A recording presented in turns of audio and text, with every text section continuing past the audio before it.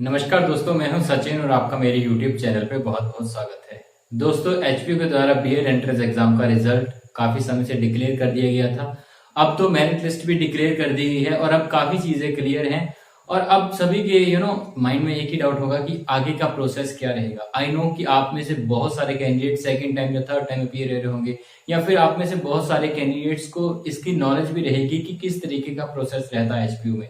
ठीक है, लेकिन बहुत सारे मेजोरिटी ऑफ द स्टूडेंट्स ऐसे होते हैं जिनको कोई आइडिया नहीं होता है कि काउंसलिंग के लिए अप्लाई कैसे करना होता है, काउंसलिंग प्रोसीजर कैसे चलता है, काउंसलिंग स्केड्यूल कैसे रहता है और एडमिशन के लिए क्या करना पड़ता है। ठीक है, तो ये सारे डाउट्स जो है बहुत सारे कैंडिडेट्स, जो न्यू कैंडिडेट्स हैं, जो नए बच्चे हैं, उनके मन में कहीं ना कहीं रहते हैं। तो उनके लिए मैं ये वीडियो लेकर आया हूं। इस वीडियो में मैं पूरा प्रोसेस बताऊंगा आपको कि एचपीयू का बीएड का जो काउंसलिंग प्रोसेस है या जो एडमिशन प्रोसेस है वो किस तरीके से काम करता है। ठीक है, तो पूरी अपडेट, पूरी जानकारी इस वीडियो में हम डिस्कस करेंगे। एंड देन कुछ डाउट्स जो है आपके मन में कट ऑफ को लेकर या फिर एडमिशन को लेकर या फिर और भी कई सारे डाउट्स जो आपके लगातार कमेंट सेक्शन में आ रहे हैं, मैं उन सभी को आंसर करने की भी पूरी कोशिश करूंगा। तो दोस्तों, ये वीडियो बहुत ही इंपॉर्टेंट होने वाली है आप सभी के लिए जो भी बीएड एंट्रेंस एग्जाम में अपीयर हुए थे, जो भी एचपीयू से बीएड करना चाहते हैं, whether they have appeared in the entrance exam और whether they have not appeared in the entrance exam, सभी के लिए ये वीडियो इंपॉर्टेंट रहने वाली है। तो वीडियो को पूरा देखिएगा, अंत तक देखिएगा और वीडियो अच्छी लगे तो फिर लाइक, शेयर एंड कमेंट कर दीजिएगा एंड चैनल को सब्सक्राइब जरूर कीजिएगा, क्योंकि इसी तरह से अपडेट, एचपीयू से जुड़ी अपडेट्स एंड जरूरी जानकारी वाली वीडियोस आपको हमारे चैनल पे रेगुलर बेसिस पे मिलती रहती हैं। तो चलिए दोस्तों, समय ना वेस्ट करते हुए सीधा वीडियो की शुरुआत करते हैं।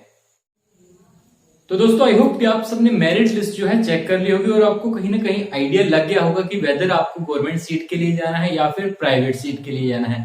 अगर आप कहीं ना कहीं एज पे हैं तो फिर गवर्नमेंट सीट्स के लिए मैं बोलूंगा कि जरूर जाइएगा, ट्राई कीजिएगा 1 या 2 काउंसलिंग तक एंड देन प्राइवेट में कंफर्ट हो जाइएगा। ठीक है, लेकिन अगर आप में से कुछ ऐसे हैं कि जिनको सिर्फ गवर्नमेंट सीट ही चाहिए, कितने भी नंबर हैं, तो फिर वो कोशिश करके देख लीजिएगा। अगर वो एज पे हैं, गवर्नमेंट सीट मिल जाए तो ठीक है, नहीं तो फिर सेकंड टाइम फिर ट्राई कीजिए गवर्नमेंट सीट के लिए। ठीक है, तो इस तरीके से आप ये अप्रोच रख सकते हैं काउंसलिंग अप्लाई करने के लिए। ठीक है, अब जैसे कि एचपीयू ने आपको बोला था, मेरिट लिस्ट में आपको पता चला होगा कि उन्होंने बोला था कि जल्द से जल्द जो है एचपीयू काउंसलिंग का स्केड्यूल जारी कर देगा।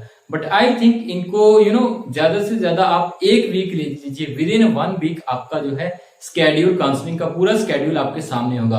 और मेरा ये मानना है कि आपका फर्स्ट वीक ऑफ जुलाई से आपकी जो है काउंसलिंग स्टार्ट हो सकती है। जी हाँ दोस्तों, ये मैं पूरे अपने एक्सपीरियंस के बेसिस पे बोल रहा हूँ। मुझे ऐसा कोई मेरे कोई सूत्र नहीं है एचपीयू में, लेकिन मैं अपने एक्सपीरियंस के बेसिस पे बोल रहा हूँ कि फर्स्ट वीक ऑफ जुलाई से आपका जो है काउंसलिंग स्केड्यूल, फर्स्ट काउंसलिंग जो है आपकी स्टार्ट हो सकती है। आपकी जो फर्स्ट काउंसलिंग है दोस्तों, उसमें 1 वीक का समय होता है, 1 वीक की विंडो होती है जिसमें कि आपको ऑनलाइन अप्लाई करना होता है काउंसलिंग के लिए।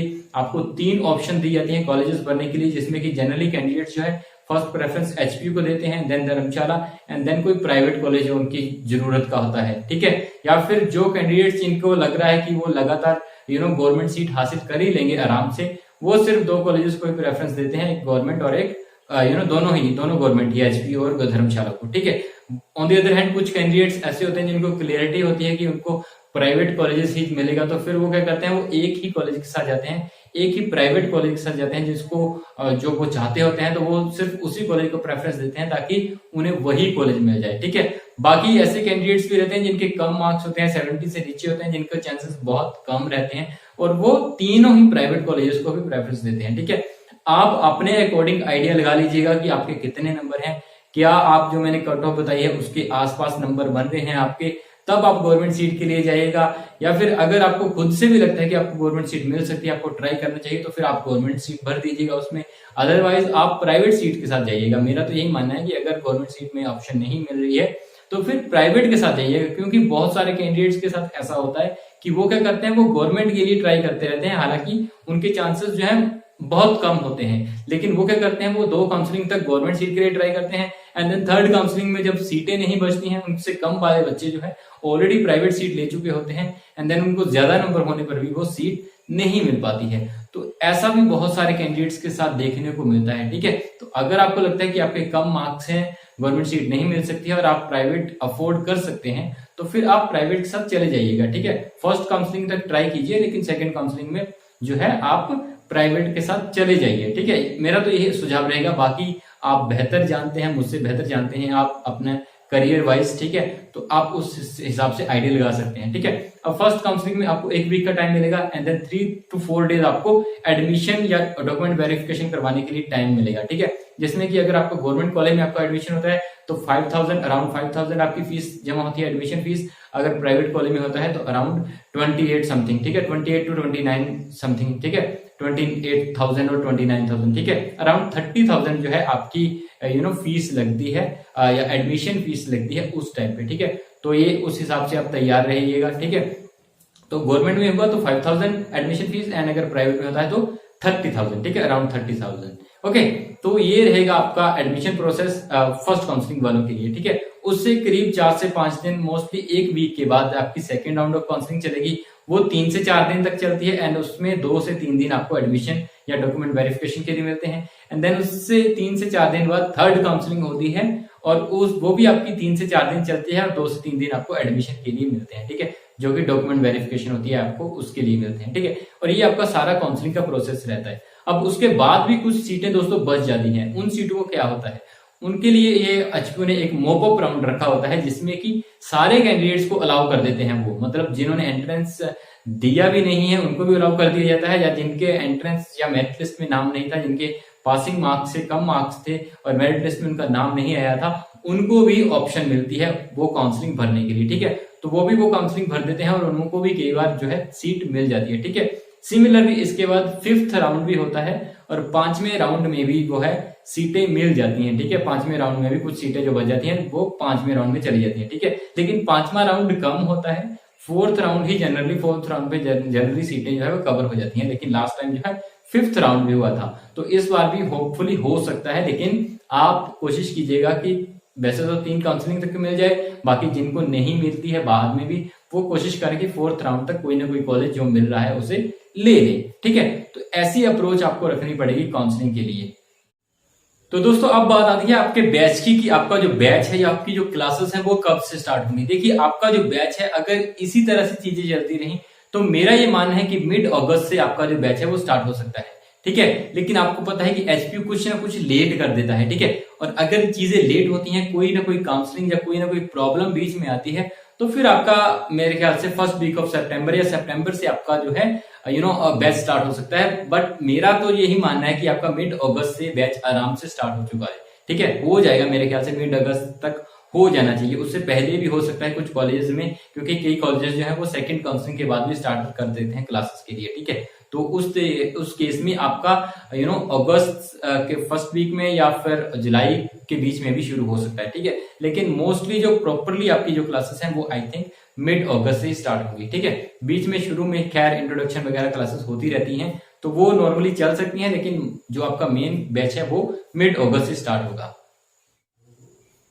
इसके अलावा दोस्तों मुझे अभी भी कुछ बच्चे जो है कट ऑफ के बारे में पूछ रहे हैं, ठीक है, कट ऑफ का आइडिया बता रहे हैं। देखिए मैंने जो पहले कट ऑफ बताई थी वो बिल्कुल मैंने जायजा करके ही बनाया था। मुझे ऐसा नहीं है कि मैं मेरिट लिस्ट आने के बाद अपनी स्टेटमेंट से चेंज हो जाऊंगा, ठीक है। तो मैंने जो पहले कट ऑफ बना रखी है प्राइवेट कॉलेजेस के लिए भी बना रखी है और गवर्नमेंट कॉलेजेस के लिए बना रखी है, ठीक है।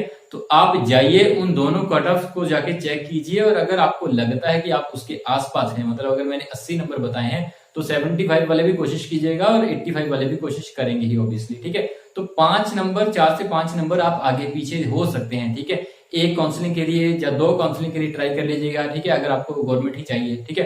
तो उस केसेस में आप कोशिश कर लीजिएगा।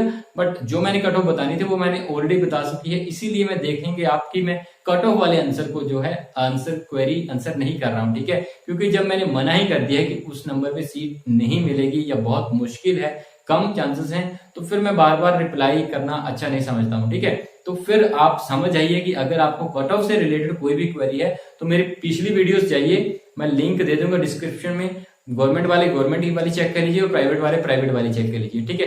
तो उसमें से आई होप कि आप सभी के डाउट्स क्लियर हो जाएंगे। एक सिंगल गर्ल को छोड़ के, एसजीसी को छोड़ के, ठीक है, मैंने सारी जो कट ऑफ है वो वहां पे बताई हुई है, ठीक है। और सिंगल गर्ल चाइल्ड का तो आपको पता ही है कि 2 सीटें होती हैं, वो रिजर्व होती हैं हर इंस्टीट्यूट में। अब इसका मुझे आइडिया नहीं है कि वो यूनिट वाइज जाएंगे तो फिर धर्मशाला में 2 से ज्यादा सीटें होंगी, ठीक है। लेकिन एचपीयू में तो 2 ही सीटें होंगी। अगर वो यूनिट वाइज जाते हैं तो फिर धर्मशाला में ज्यादा सीटें हो सकती हैं, वो तो एचपीयू ही जानेगा, एचपीयू ही क्लियर करेगा, ठीक है। तो सिंगल गर्ल चाइल्ड को मैं यही बोलूंगा कि आप 6-7 नंबर तक जो है वो गवर्नमेंट के लिए ट्राई जरूर कीजिएगा, ठीक है। मैक्सिमम 10 तक भी जा सकते हैं आप, जिनका 10 तक रैंक है वो भी ट्राई कर सकते हैं, लेकिन आई गेस कि 5-6 नंबर तक ही आपको ट्राई करना चाहिए, ठीक है। बाकी आपको पता ही है कोई अच्छे नंबर वाला सीट नहीं लेता है, तो उस केस में भी आप कोशिश कर सकते हैं, ठीक है। मैं ये भी देख रहा था कि J&K के स्टूडेंट्स के लिए भी अलग से मेरिट लिस्ट जारी की गई है, तो इसका मतलब J&K को अभी भी ये अलग से ही डिस्कस कर रहे हैं, अदर स्टेट में नहीं रख रहे हैं ये। और इसका मानना ये है सीधा सीधा कि 2 सीटें जो है वो रिजर्व रहेंगी J&K स्टूडेंट्स के लिए भी, HPU में भी और धर्मशाला में भी, ठीक है। 2 तो रहेंगी ही ना, धर्मशाला में ज्यादा भी हो सकती है अगर ये यूनिट वाइज जाते हैं। सिमिलरली सिंगल गर्ल चाइल्ड का भी है, 2 तो वहां पे होंगी लेकिन ज्यादा भी हो सकती हैं अगर यूनिट वाइज जाते हैं, तो उसका मुझे इतनी क्लैरिटी नहीं है, ठीक है। वो तो आप एडमिशन के टाइम पे ही पता चलेगा, ठीक है। तो फर्स्ट काउंसलिंग भर के देख लीजिएगा, अगर हो जाए कुछ तो बढ़िया बात है, नहीं हो तो फिर तो प्राइवेट तो है ही ना, तो उस तरीके से आप देख लीजिएगा।